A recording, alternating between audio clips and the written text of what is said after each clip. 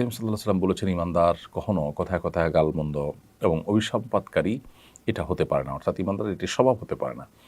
তিনি আরও বলেছেন যে লাম উবাস লাআনান ওয়ালা তাআন ওয়ালা শাত্তামান, আমি অভিসম্পাদকারী গালমন্দকারী হিসাবে আল্লাহ সুবহানাহু পক্ষ থেকে আমি প্রেরিত হইনি, অর্থাৎ এটা আমার কাজ নয়। অতএব অভিসম্পাদ দেওয়া মৌলিকভাবে এটা কোনো ভালো কাজ নয়। তবে কোনো লোক যদি পাপাচারে লিপ্ত হন, পাপিষ্ঠ হন, অথবা কেউ জালিম হন কিংবা কেউ কাফির হন, তাহলে তখন তার প্রতি অভিসম্পাদ করা যাবে কিনা। এর উত্তর হলো যে সাধারণ এবং আপনার জেনারেলি তাদের প্রতি অভিসম্পাদ করতে কোনো অসুবিধা নেই, অর্থাৎ যারা অত্যাচারী, যারা জালিম মানুষের প্রতি জুলুম করছেন, তাদের প্রতি কমন এবং সাধারণভাবে অভিসম্পাদ করতে কোনো অসুবিধা নেই। কারণ কোরআনে কারিমে আল্লাহ তাআলা বলেছেন, আলা লাহনাতুল্লাহি আলা যালিমিন, জেনে রাখো যে আল্লাহর লাহানত এবং অভিসম্পাদ জালিমদের উপর পতিত হবে। অর্থাৎ যারাই জালিম, যারাই জুলুমে লিপ্ত, এই অভিসম্পাদ তাদের জন্যই প্রযোজ্য হবে। এভাবেই জেনারেলি জালিমদের প্রতি অভিসম্পাদের কথা বলা যাবে, অর্থাৎ তাদের জন্য বদদোয়া করা যাবে, অভিসম্পাদ করা যাবে সাধারণভাবে। আর যদি সুনির্দিষ্ট ব্যক্তিকে অভিসম্পাদ করার কথা বলেন, তাহলে সেক্ষেত্রে সর্বাবস্থা সেটি পরিত্যাগ করাটা উত্তম।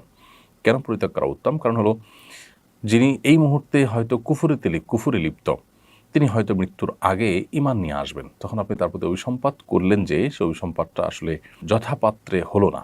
এই জন্য শেখ বিন বাজ রহমতুল্লাহ আলাইহি সৌদি আরবের সর্বোচ্চ উলামা পরিষদের অন্যতম সদস্য, বরং প্রধান মুফতি, গ্র্যান্ড মুফতি ছিলেন তিনি, এবং কাতার ভিত্তিক ফতোয়ার ওয়েবসাইট মারকাজুল ইসলাম ওয়েব, তারাও মারকাজুল ফতোয়া ইসলাম ওয়েব, তারাও একই ফতোয়া দিয়েছেন। তো এই জন্য সুনির্দিষ্ট ব্যক্তির বেলায় অভিসম্পাদ না করে, অভিসম্পাদ পরিহার করে জেনারেলি সেটা বলাটাই হলো অধিকতর নিরাপদ। আর যদি ব্যক্তিটি মুসলিম হয়ে থাকেন, একজন মুসলিম, তিনি বিভিন্ন পাপে লিপ্ত, এই ব্যক্তিকে অভিসম্পাদ কোনো অবস্থাতে করা যাবে না। আর সুনির্দিষ্ট কোনো কাফির যদি হয়, তাহলে সেই ব্যক্তিকেও অভিসম্পাদ করলে তার অবস্থার সাথে সম্বন্ধ করে অভিসম্পাদ করা যেতে পারে যে জুলুমে লিপ্ত ব্যক্তির প্রতি আল্লাহ তাআলা অভিসম্পাদ হোক। সেক্ষেত্রে তিনি যিনি জুলুমে লিপ্ত তার উপরে পতিত হবে। কিন্তু নির্দিষ্ট করে নাম ধরে ধরে এটি অভিসম্পাদ তখনই করবেন যখন লোকটি জালেম হিসাবে, পাপিষ্ঠ হিসাবে বা কাফির হিসাবে, মুসলিম বিদ্বেষী হিসাবে চিহ্নিত, পরীক্ষিত হয়েছে। যেমন নবী করিম সাল্লাল্লাহু আলাইহি ওয়াসাল্লাম মক্কার কিছু মানুষদের বিরুদ্ধে নবী সাল্লাল্লাহু আলাইহি ওয়াসাল্লাম যেমন অভিসম্পাদ করেছিলেন মদিনা হিজরতের পর, তো সেই রকম অভিসম্পাদ আপনি করতে পারবেন, এমনকি মক্কাতেও।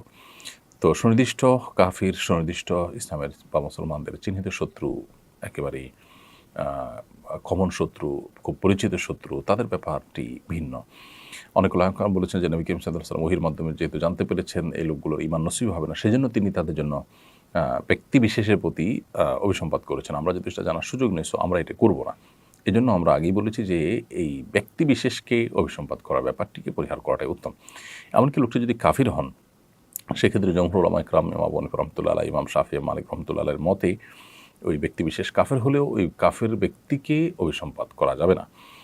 কারণ কোরআন কারিমে আল্লাহ বলেছেন, ইন্নাল্লাযীনা কাফারু ওয়া মাতু ওয়া হুম কুফফার, যে ব্যক্তি কুফরি করেছে এবং কুফরি অবস্থায় তার মৃত্যু হয়েছে, উলাইকা আলাইহিম লানাতুল্লাহি ওয়াল মালাইকাতি ওয়ান নাস আজমাইন, সে ব্যক্তিদের প্রতি আল্লাহ, ফেরেশতা এবং সকল মানুষদের অভিসম্পাদ পতিত হয়। তাহলে সেক্ষেত্রে এখানে অভিসম্পাদ পতিত হবে ওই ব্যক্তিদের উপর যাদের মধ্যে এই বিষয় রয়েছে যে তারা মৃত্যুও হয়েছে কুফরের উপরে।